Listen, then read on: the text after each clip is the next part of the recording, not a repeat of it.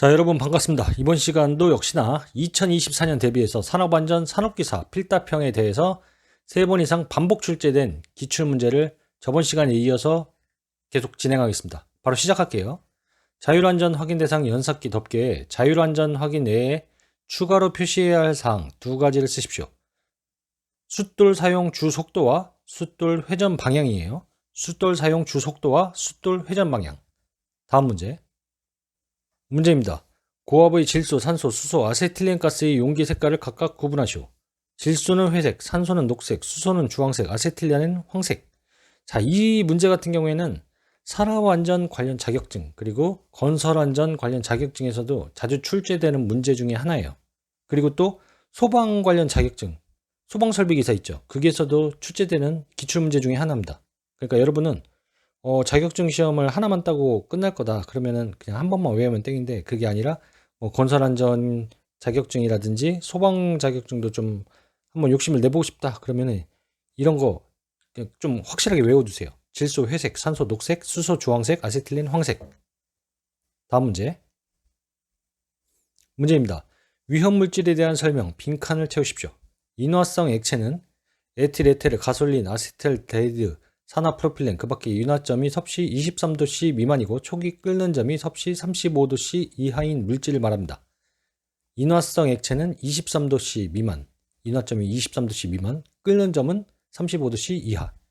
자, 그리고 이 인화성 액체는 어쩌고저쩌고 하면서 인화점이 섭씨 23도C 이상, 섭씨 60도 이하. 그 부식성 산유는 농도가 20% 이상인 염산, 황산, 질산, 그 밖에 이와 같은 정도 이상의 부식성을 가지는 물질. 자, 그리고 또 하나로 부식성 산유는 농도가 60% 이상인 인산, 아세트산, 불산, 그 밖에 이와 같은 정도 이상의 부식성을 가지는 물질을 말합니다. 그러니까 여기 같은 경우에는 인화성 액체는 인화점이 23도C 미만, 끓는 점은 35도C 이하. 그리고 인화성 액체는 또 다시 한번 여기 크실린, 아세틸렌밀, 등유, 경유, 페르피노 뭐 이런 것들이 인화점이 섭씨 23도C 이상 그리고 섭씨 60도C 이하인 물질을 말하고요. 부식성 산유도 농도가 20% 이상인 건 염산, 60% 이상인 거는 인산. 이렇게 외우시면 됩니다. 이런 걸 잘 보셔야 돼요. 에틸에테르, 가솔린, 아세트알데히드 이런 거는 23도, 35도 그리고 크실렌, 뭐 등유, 경유 이런 거는 23도, 60도 이렇게 외우셔요. 다음 문제입니다. 인간 과호 분류 중 심리적 분류의 종류 4가지를 쓰십시오. 첫 번째 생략 에러, 두 번째 수행 에러, 세 번째 과잉 행동 에러, 네 번째 순서 에러, 다섯 번째 시간 에러입니다. 생략 에러, 수행 에러, 과잉 행동 에러, 순서 에러, 시간 에러.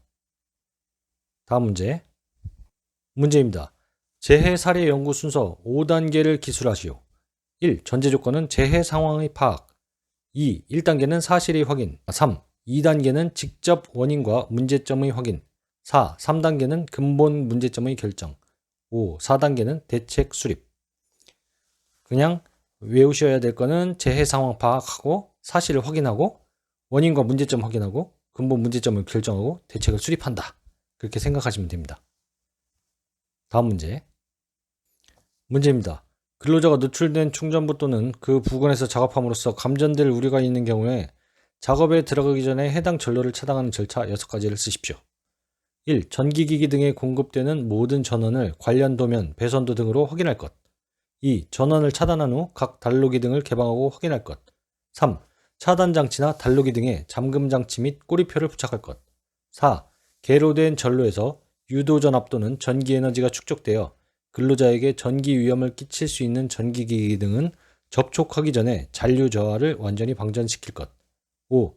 검전기를 이용하여 작업 대상 기기가 충전되었는지를 확인할 것. 6. 전기기기 등이 다른 노출 충전부와의 접촉, 유도 또는 예비동력원의 역송전 등으로 전압이 발생할 우려가 있는 경우에는 충분한 용량을 가진 단락 접지기구를 이용하여 접지할 것. 다음 문제입니다. 로봇의 작동 범위에서 그 로봇에 관해 교시 등의 작업을 할 때 작업 시작 전 점검사항 3가지를 쓰십시오. 1. 외부 전선의 피복 또는 외장의 손상 유무. 2. 매니퓰레이터 작동의 이상 유무. 3. 제동장치 및 비상정지장치의 기능. 이 세 가지 다 외우셔야 됩니다. 외부 전선의 피복 또는 외장의 손상 유무, 매니퓰레이터 작동의 이상 유무, 제동장치 및 비상정지장치의 기능. 다음 문제. 문제입니다. 승강기의 설치, 조립, 수리, 점검 또는 해체 작업을 하는 경우 안전조치사항 세 가지를 쓰십시오. 1. 작업을 지휘하는 사람을 선임하여 그 사람의 지휘하에 작업을 실시할 것. 2.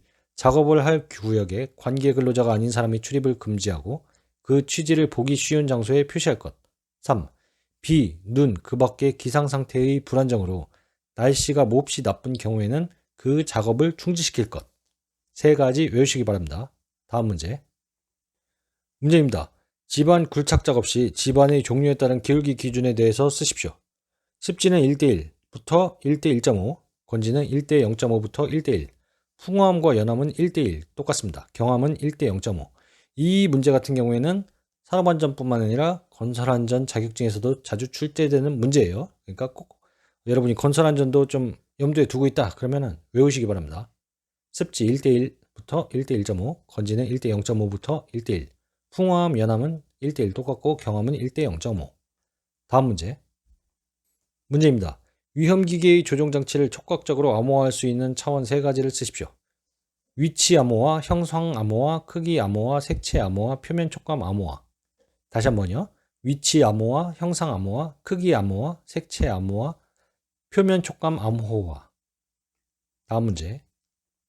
문제입니다. 컷셋과 패스셋에 대해 설명하시오. 컷셋은 그 속에 포함된 모든 기본 사상이 일어났을 때 정상 사상을 일으키는 기본 사상의 집합. 패스셋은 기본 사상이 일어나지 않을 때 정상 사상이 일어나지 않는 기본 사상의 집합. 여기 같은 경우에는 산업안전 산업기사기 때문에 이 정의를 설명하는 문제가 나오는 거고, 산업안전 기사 같은 경우에는 계산하는 문제가 나옵니다. 컷셋을 계산하시오. 뭐 그런 거. 그러니까 만약에 여러분이 산업안전 산업기사 말고 기사도 생각이 있다 그러면은 계산을 하는 방법을 알아야 됩니다. 그러니까 그 점에 유의해서 산업안전 산업기사책을 갖고 있는데 산업안전 기사시험 공부를 해도 되나요? 이런 분들 있죠. 물론 공부를 해도 되는데 효율이 안 나와요. 그러니까 산업안전 기사 기출문제를 갖고 공부를 하시는 게 가장 효과가 빠른 공부 방법입니다. 자, 다음 문제. 문제입니다. 화학설비 탱크 내 작업 시 특별안전보건교육의 내용을 쓰십시오. 1. 차단장치, 정지장치 및 밸브 개폐장치의 점검에 관한 사항. 2. 탱크 내의 산소농도 측정 및 작업 환경에 관한 사항. 3. 안전보호구 및 이상 발생 시 응급조치에 관한 사항. 4. 작업 절차, 방법 및 유해 위험에 관한 사항. 5. 그 밖의 안전보건관리에 필요한 사항입니다. 다음 문제. 문제입니다. 폭주행 현상에서 그 유도거리가 짧아지는 조건 4가지를 쓰십시오. 1. 정상 연소 속도가 큰 혼합물일 경우. 2. 점화원의 에너지가 큰 경우. 3. 고압일 경우. 4. 관 속에 방해물이 있을 경우. 5. 관경이 작을 경우입니다. 다음 문제. 문제입니다. 전기 화재의 화재 종류와 전기 화재의 적응성이 있는 소화기를 3가지 쓰십시오. 화재의 종류는 C급 화재. 전기는 C급이죠. 1번 화재는 A급, 유리 화재는 B급, 전기 화재는 C급, 금속 화재는 D급이죠. 네, 이거는 소방 관련 자격증을 공부하시는 분이라면 아시는 거고요. 자, 그리고 전기 화재에 적응성이 있는 소화기, 이산화탄소 소화기, 할로겐 화합물 소화기, 분말 소화기입니다. 다음 문제. 문제입니다. 수인식 방호장치, 수인끈, 수인끈의 안내통, 손목 밴드의 구비 조건 4가지를 쓰십시오. 여러 가지 문제 정답 중에서 여러분이 외우기 편한 걸로 4가지 골라서 외우시면 됩니다. 1. 손목 밴드의 재료는 유연한 내유성 피혁 또는 이와 동등한 재료를 사용해야 한다. 2. 손목 밴드는 착용감이 좋으며 쉽게 착용할 수 있는 구조여야 한다. 3. 수인끈의 재료는 합성 섬유로 직경이 4mm 이상이어야 한다. 4. 수인끈은 작업자와 작업 공정에 따라 그 길이를 조정할 수 있어야 한다. 5. 수인끈의 안내통은 끈의 마모와 손상을 방지할 수 있는 조치를 해야 한다. 6. 각종 레버는 경량이면서 충분한 강도를 가져야 한다. 7. 수인량의 시험은 수인량이 링크에 의해서 조정될 수 있도록 되어야 하며 금형으로부터 위험 한계 밖으로 당길 수 있는 구조여야 한다. 자, 지금까지 3번 이상 반복 출제된 기출문제를 다뤄봤고요. 다음 영상에서는 4번 이상 기출문제 똑같이 나오는 기출문제를 다뤄보도록 하겠습니다. 시청해 주셔서 대단히 감사합니다.